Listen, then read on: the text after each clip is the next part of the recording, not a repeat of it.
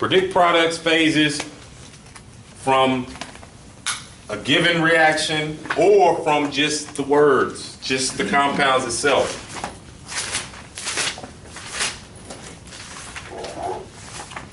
So,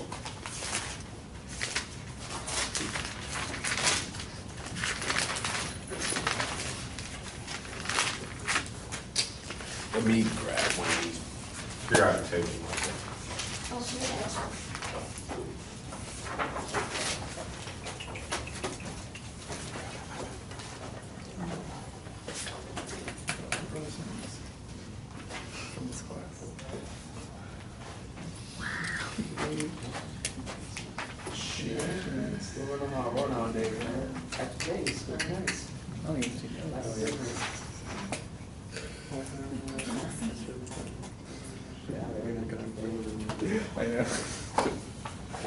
So let's say that we have a situation where 1.99 moles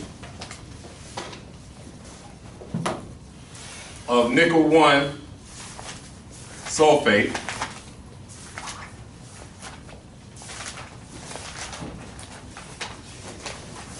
is reacted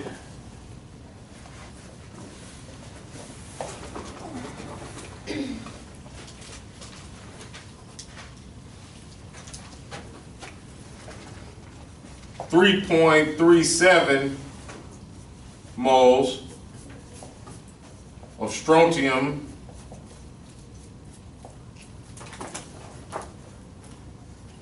bromide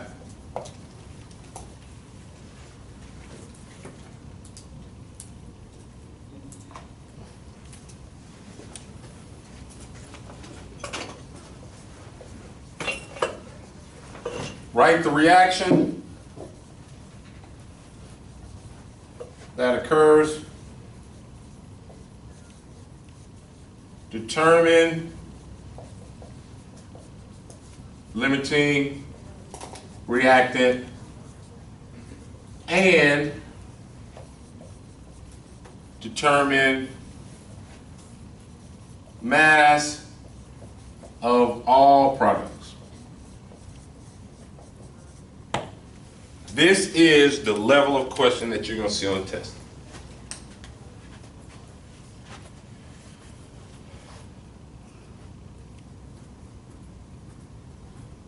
We got both reactants by name, not by formula. So off the whim, if you do not get the formula right, all the time spent on this problem is pretty much wasted time. So knowing your nomenclature, knowing your formulas, knowing where different elements are on a periodic table tells you everything you need to know. So the reaction, nickel 1 sulfate. So that's nickel 2 SO4. And I guess I should put that these are solutions. This should be properly written as in solution. And this should also be properly written as in solution. That will tell us then that these are both aqueous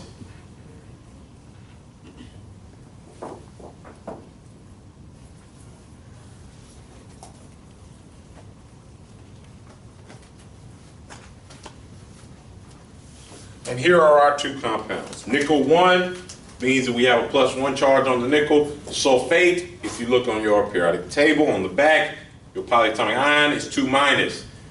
You have to have neutral charge on your compound.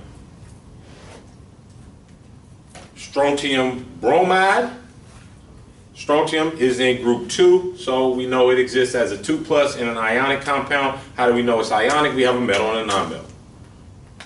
Bromide, Br negative, group 7. We need 2 of those to get us a neutral compound. If that process is still not immediately comfortable and clear to you, you're going to have trouble on this test. So I suggest figure it out one way or the other. Now, now that we are looking at this, we should recognize what type of reaction that we're looking at.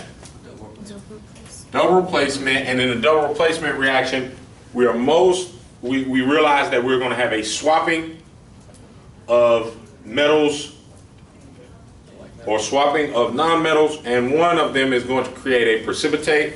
If we look at our solubility, what is our precipitate going to be?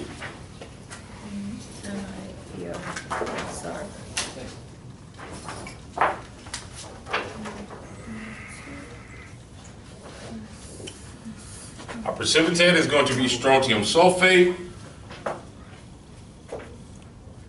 If we look at our solubility, sulfates are soluble compounds except for compounds of strontium, barium, lead, and mercury.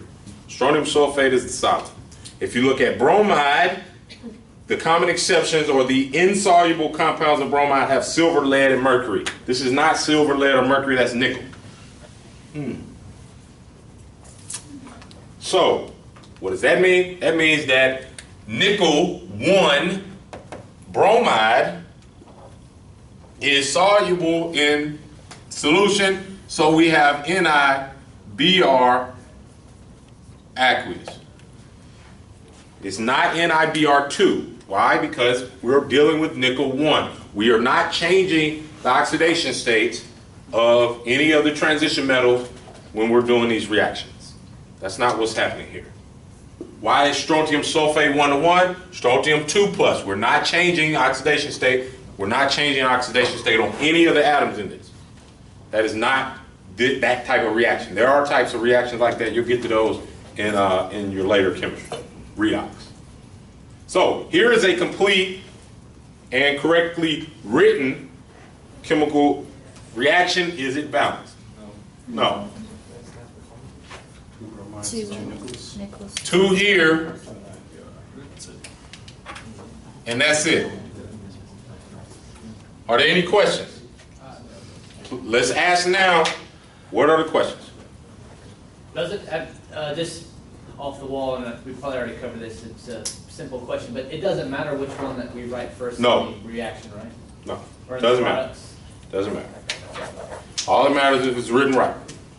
And it's got the right number of atoms, it's got the right phase associated with it. Okay. Determination of limiting reactant. Now, what we must do is we must use our stoichiometry, dimensional analysis. And if you remember, for limiting reactant products, limiting reactant problems, we're going to have two values. We're going to have both values associated with the reactants. So we have 1.99 moles of nickel 1 sulfate. And let's just go ahead and work with this one. We want to first determine limiting reactant and determine the mass of all products. We cannot correctly determine the mass of all products without knowing which one runs out first.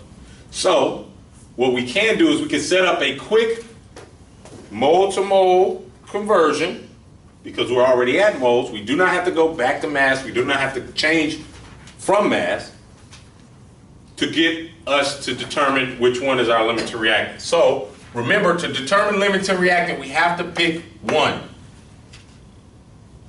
Let's pick strontium sulfate. 1 mole of nickel 2 SO4 for every 1 mole of strontium sulfate. This gives us 1.99. Pretty straightforward. No calculator needed. You can make it easy on yourself to try to use mole-to-mole ratios that are 1, because then you don't have to actually spend the time to go to the calculator. You're not going to make a calculator error when you see 1.99 times 1. So to compare nickel sulfate, nickel 1 sulfate to strontium bromide, 3.37 moles of SrBr2. We can do the same thing. 1 mole of SrBr2 for every 1 mole of strontium sulfate. And we see that this is again 1 to 1, so we end up with 3.37 moles of SrSO4. We now have two values to compare. These values tell us which one runs out first, therefore making our limiting reactant. This number is smaller, therefore nickel sulfate is our limiting reactant.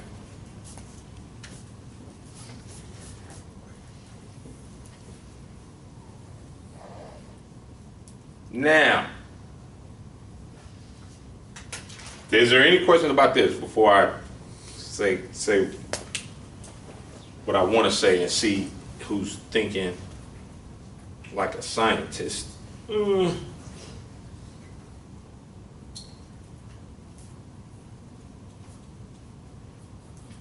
Limited reactant because it was makes the lowest amount. Remember, we can compare lowest amount as it pertains to moles or grams because the conversion factor between them is the same for every particular compound. Somebody tell me, somebody who's math savvy, tell me why none of this work right here was necessary. Because it's a 1-to-1 ratios. 1 to 1 where? As far as the reactants to sulfate. No. Close, but that's not why. It is a 1-to-1 ratio between two things that's important, but it's not between the reactants and products. It's between the two reactants. You need one of each, right? Yeah. Therefore, if you need one of each, the one that's smaller is going to run out first. So, that reasoning would mean that you actually didn't have to do any of this. You could have picked nickel sulfate off the rip. But that's if you understand Stoic, you could have seen that. Now, if I give you two masses, can't do that, right? Because you need to know moles first. The moles would be, you can't look at a mass and look at 1 to 1 and say, oh, the one with the less mass. No, because molar masses are different.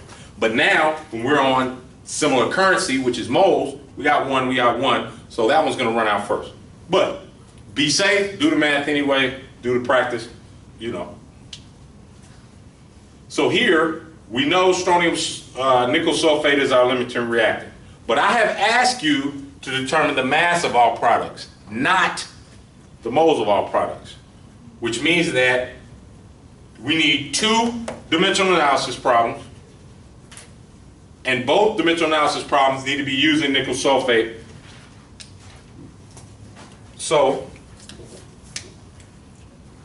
1.99 moles nickel 1 sulfate,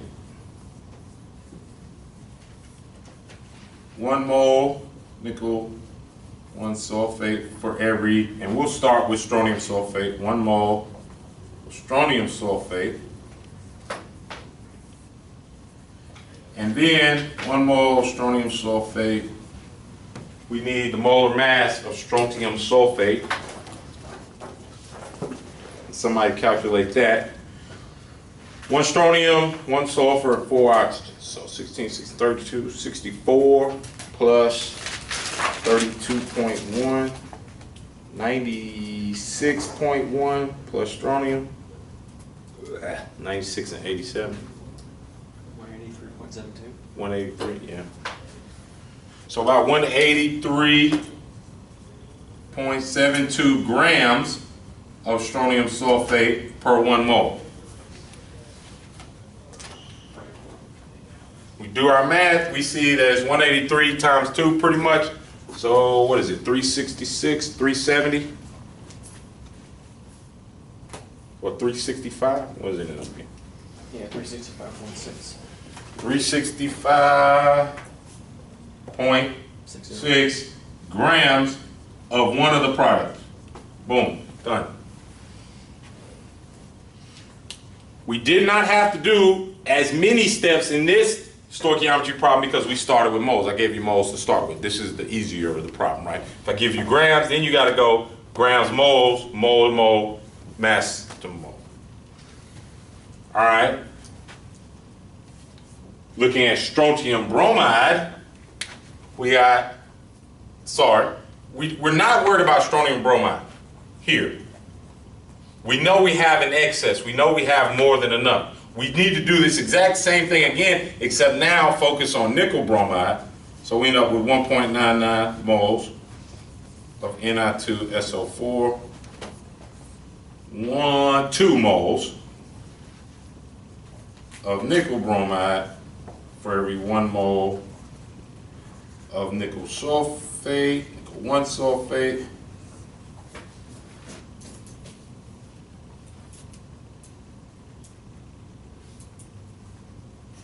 Nickel bromide mass, 138.6.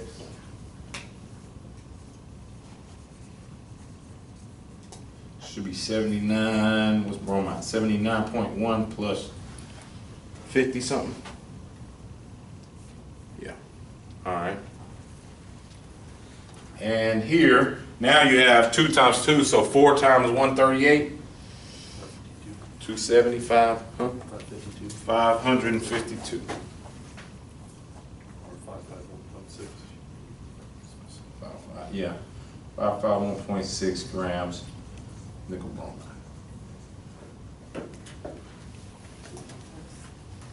I was saying it'd be a fun test, long test. Yeah. Now, shouldn't that be 552 because you only have 3 sig figs throughout this whole thing? Right, right. Far as significant figures, you know, I'm not going to be a huge stickler on that, but yeah, this should be 366 and this should be 552 because of the values that you're using. But I'm not gonna dock for more sig figs. Not in this. In this, generally speaking, that's the last thing that most people will need to be worried about.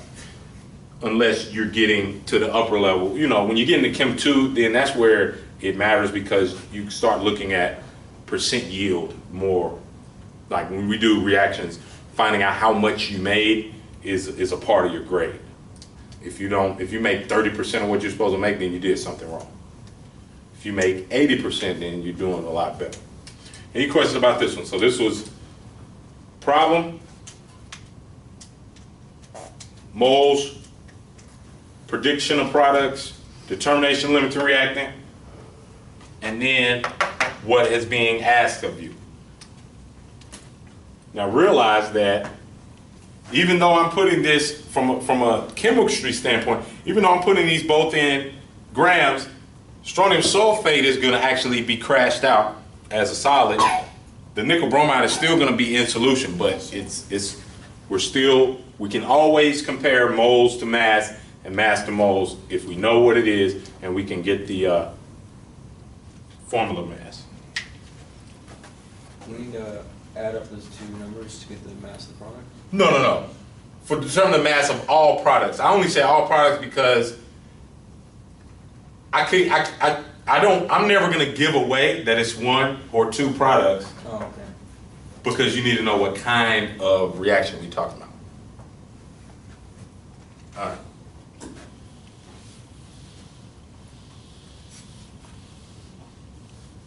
Let's try another one and we'll start with mass.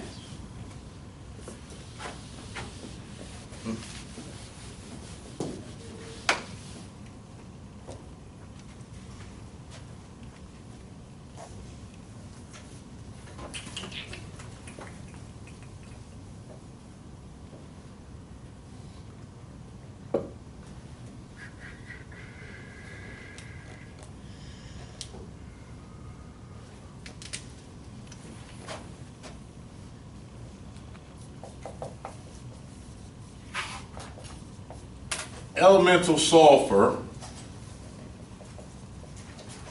is reacted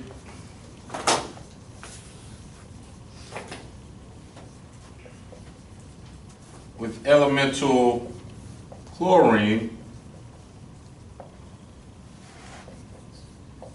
to create sulfur hexachloride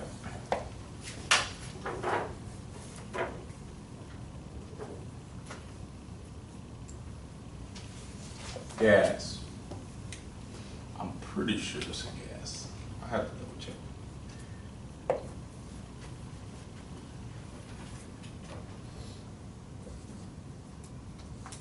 365 grams of sulfur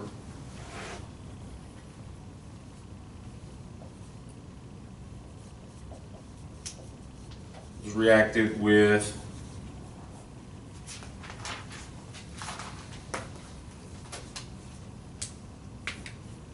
420 grams of chlorine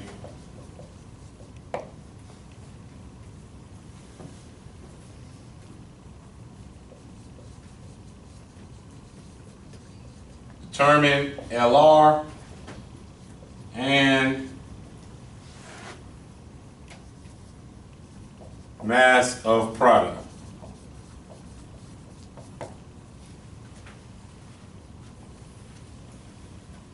This would have been a much more difficult question if I just gave you the product and asked you to build it from elemental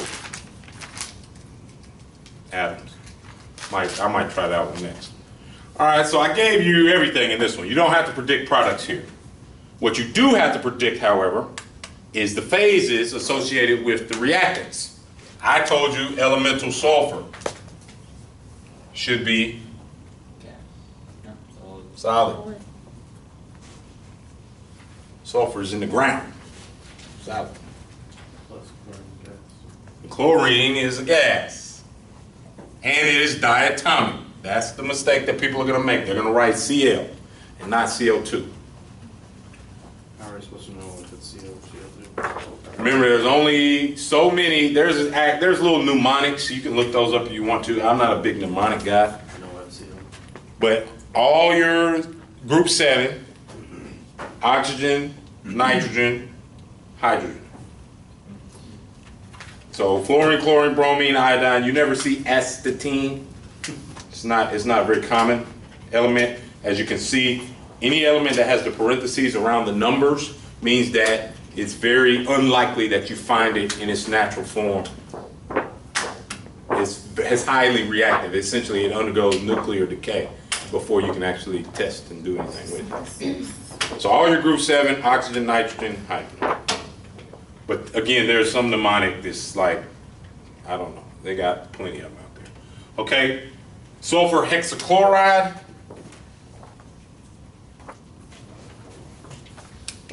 I told you what the phase of that is. It's gas, and we have SCl6 gas. Again, how do we know 6? You got to know your prefixes. Hexa. Hexa.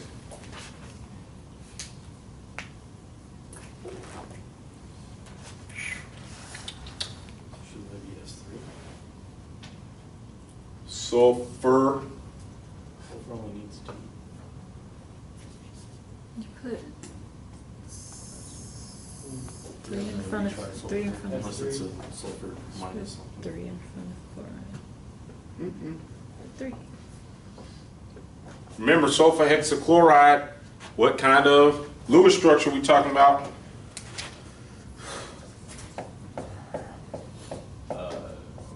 Sulfur can have expanded octet. Octahedral. Okay. Now, to balance this, what do we need? 3 in front of CO. Wow. All right, so we have balance, we have prediction. Well, we didn't have to predict products. We have phases where we need them. What type of reaction? Synthesis reaction. And we have 2 masses. Determination of limiting reactant. We have to do, again, 2-dimensional analysis. This is not a scenario where you can easily look at it and tell, like the last one, without doing the math. You're going to have to do the math here. You're going to have to do the math here. 365 grams of sulfur.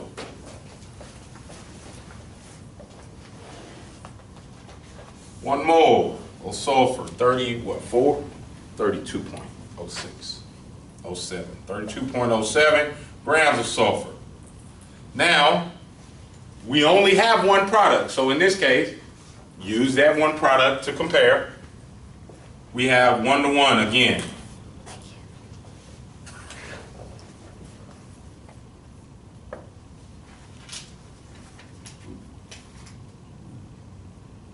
little over, it's about 11. What's it ended up being?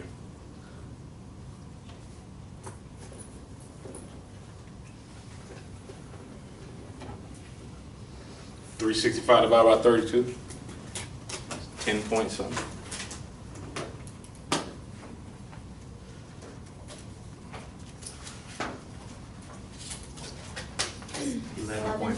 Okay, 11. Yeah. All right, so 11.4 moles of SCl6. And let's look at chlorine. Pouring 20 grams of Cl2, 1 mole Cl2.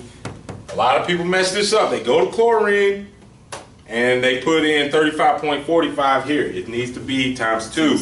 So 70.71 ends up being right. 70.9? 70.9, yeah. So 70.9 grams Cl2. I saw a hand. Are you going to mass though? Okay. So I'm glad you mentioned that because I was gonna use that next. I was gonna talk about that for a second. So give me 1 second. I'm gonna talk about that.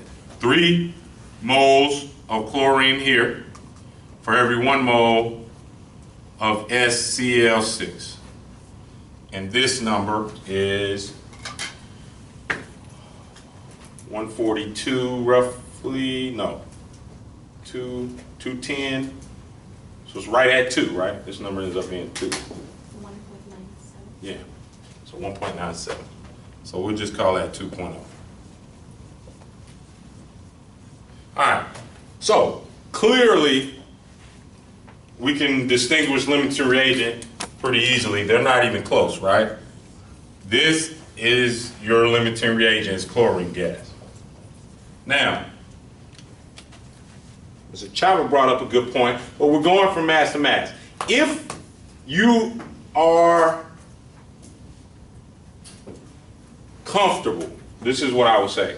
If you are comfortable finding a process that works for you, that fits within the grounds of what I'm teaching, that's going to get you the right answer, please continue to do that because repetition is key and being comfortable when it comes to test time and having a set, routine is going to help, right? Like basketball players, right? They do the same thing at the free throw line.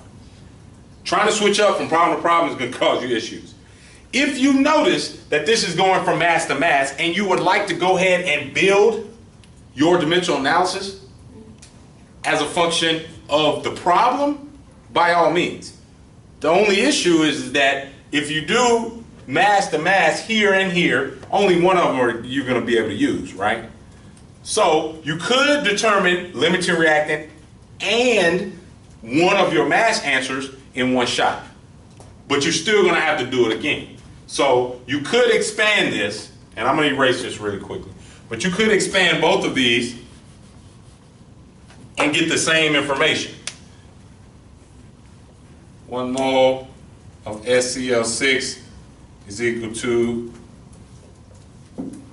and whatever the molar mass of that is. So 70.9, so 71, 140 times 3.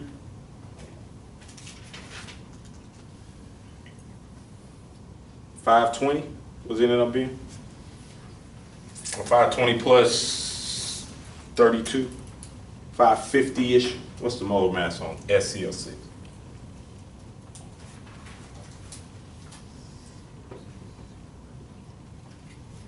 So 70 sorry, not 70.9. Yeah, 70.9 times 3, or 35.45 times 6 plus 32.07. 244.77. 244.7. 244. 244.7. And if you finish this out, you'll get mass. Same thing here, 244.7. And if you finish this out, you'll get mass. So this will also be two values that are not going to be close to each other, and we can we can go ahead and tell. So 365 times 244.7 divided by 32. It's going to be some huge number. What is it? 2,785.0.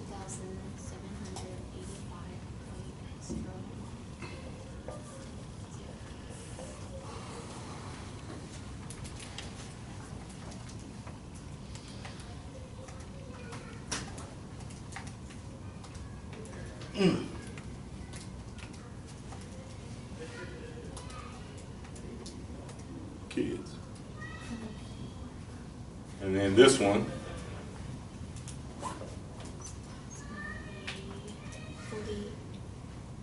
483. what? 483. 483? Point So roughly 483 point what? 1. Point 1 or 2. Yeah. Point 2.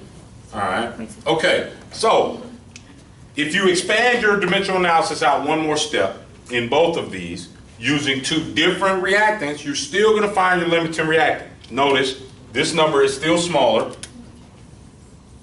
But what you have done is you have saved yourself from having to do two subsequent dimensional analysis to find this again, right?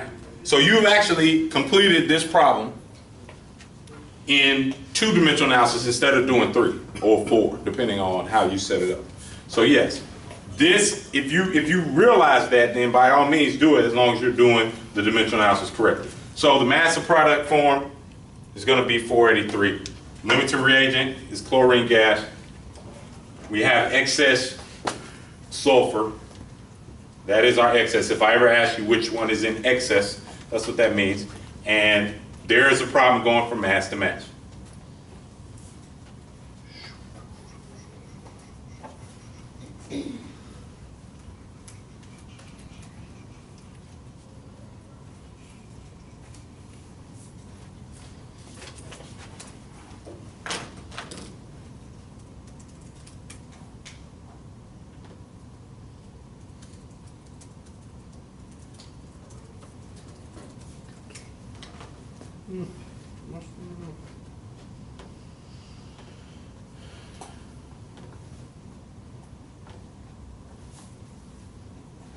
All right, any questions about this one?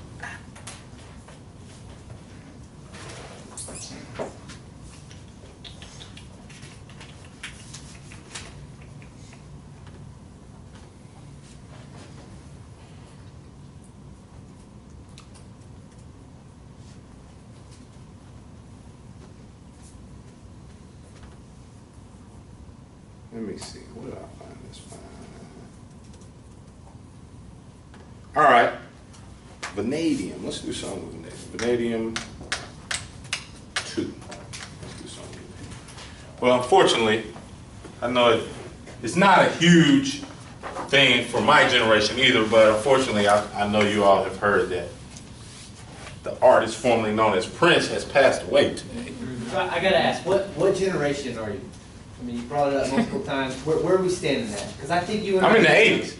I'm late 80s. I'm 87. I just turned 29 last week, 2 weeks Oh ago. man, you're a baby. Right, you thought I was older. A lot of people think I'm older. I'm not that old. You look like 37. I mean, I wouldn't have said that. To be honest. It's cool. It's okay. I appreciate the honesty. Trust me, I get the older look. It helps me, right? Because if I look like you, then realize the type of interaction that I would have in the classroom, right? Like, damn, like, wow, who am I listening to? You're supposed to be a student. But a lot of it has to do with the fact that I don't have much hair and that I need to lose some weight. But I'm working on it. I've actually lost a good amount of weight in the last year or so. But yeah, so the 80s, yeah, Prince was on his kind of his way out. I was a kid when he was like mostly coming out of his stuff, right? The 70s, that was his era. Okay, but vanadium happens to make a lot of your transition metals, how you make solutions of different colors. So purple rain, you can actually make purple solutions using vanadium 2. So we'll do some with vanadium 2 in honor of Prince, right? I don't even have a purple marker. Pam uses all these purple markers. I'm surprised there's not one in here. Let me think what we want to do. Okay, that's what we'll do.